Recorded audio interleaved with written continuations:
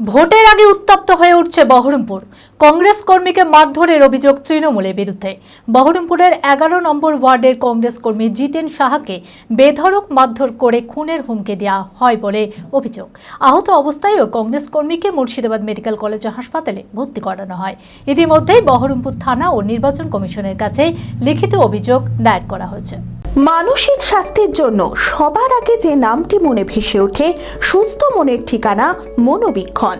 যোগাযোগ নাম্বার 7477799513।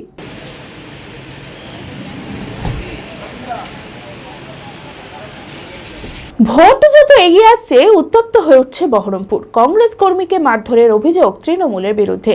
বহরমপুরের 11 নম্বর ওয়ার্ডের কংগ্রেস কর্মী জিতেন শাহকে বেধড়ক মারধর করে খুনের হুমকি দেওয়া হয় বলে অভিযোগ।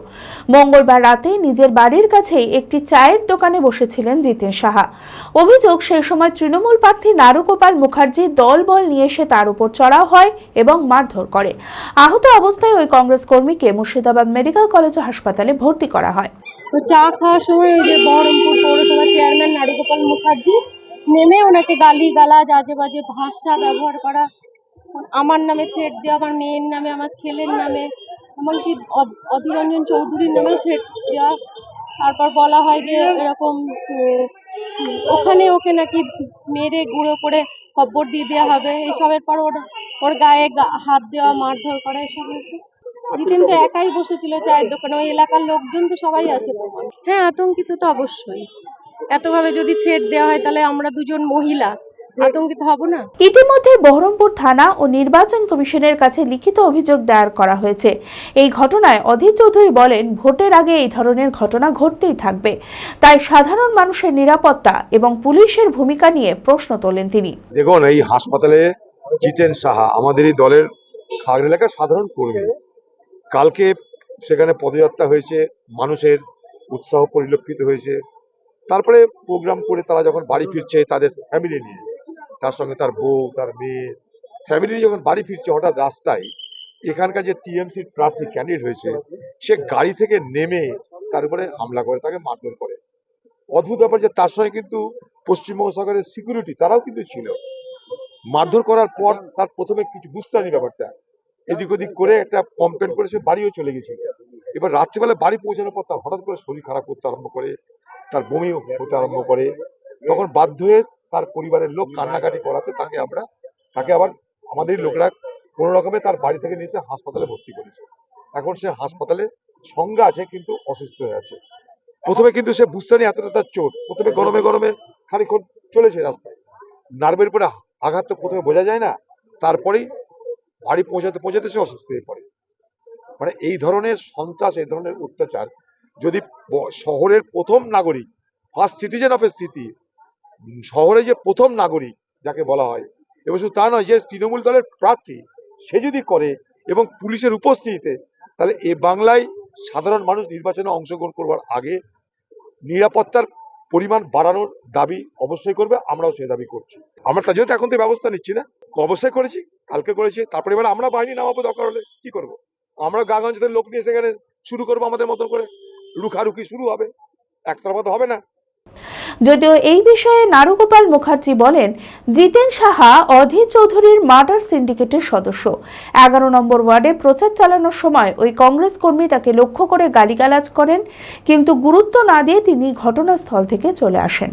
পরে জানতে পারলাম যে জিতেন সাহা অ্যাকচুয়ালি অধীর চৌধুরীর যে মার্ডার সিন্ডিকেট ছিল, যে যারা খুন করতো অধীর চৌধুরী দলের মধ্যে, 1998 সাল থেকে এই জিতেন সাহা প্রথম সারির মার্ডার সিন্ডিকেটের একজন ওয়ার্কার, এবং ওদের মার্ডার সিন্ডিকেটের বহুজন যারা অধীর চৌধুরীর নির্দেশ মতো খুন খারাপি ছেড়ে এসে সুস্থভাবে আছে রয়েছে এখন। তার মধ্যে যে কটা বাকি চাকি পড়ে আছে, তার মধ্যে জিতেন সাহা এখনো পর্যন্ত অধীর চৌধুরীর নির্দেশে বিভিন্ন রকম আমাদের ছেলেদেরকে খুন খারাপি করা, আমাদের ছেলেদেরকে ভয় দেখানো, এই কাজগুলো করে আসছিল। নতুন কিছু নয়। নির্বাচন কমিশনকে নিয়ে অধীর চৌধুরী সব থেকে সাধু মানুষ রাজনীতির মধ্যে, সব থেকে তিনি নির্ভেজাল মানুষ। বাকি তৃণমূলের সব রাজনৈতিক দলের সব লোক মাস্কেট, থেকে আরম্ভ করে যাবতীয় বোমাবাজি, যাবতীয় খারাপ কাজ করে। এটাই তো বুঝতে পারলাম না। আমি গোটা বহরমপুর জুড়ে আমার প্রচার প্রায় 50% হয়ে গেল, শুধু বহরমপুর শহরে। প্রত্যেকদিন বেরোচ্ছি, আপনারাও দেখছেন। হঠাৎ কালকে মানে এরকম ভাবে একটা সিন ক্রিয়েট করা, এরকম ভাবে একটা হ্যারাস করার মানসিকতা, এটা মনে হয় ওনাদের প্রার্থীর নাম কালকে লিখেছে ওই দেওয়ালের মধ্যে। সেই উৎসাহে মনে করেছে যে অধীরবাবু প্রার্থী হলে পরে তাদের সেই 1996 থেকে লাস্ট যে ওদের মারা সিন্ডিকেট বা দাদাগিরিগুলো ছিল, সেগুলো হয়তো আবার এক্ষুনি শুরু হয়ে যাবে, শুরু করতে পারবে। এবং ওদের যদি এমএলএ হলে পরে সব তৃণমূল কর্মীকে নেতাকে খুন করবে, এইরকম একটা ওদের যে আগে আচরণগুলো ছিল সেই আচরণটাই আবার রিপিট করতে চাইছিল। এটা হতে পারে, তাছাড়া তো কোনো কারণ নাই কোনো। যারা যে দলের ক্রিমিনাল আছে না কেন, তাদেরকে অন্তত ভোটের আগে অ্যারেস্ট করে দিন। Manmohini health care, quality care with personal touch. মুর্শিদাবাদের সর্ববৃহৎ নার্সিং হোম এখন আরও বড়, আরও উন্নত পরিষেবা ও পরিকাঠামো নিয়ে নবরূপে আপনাদের সেবায় নিয়োজিত।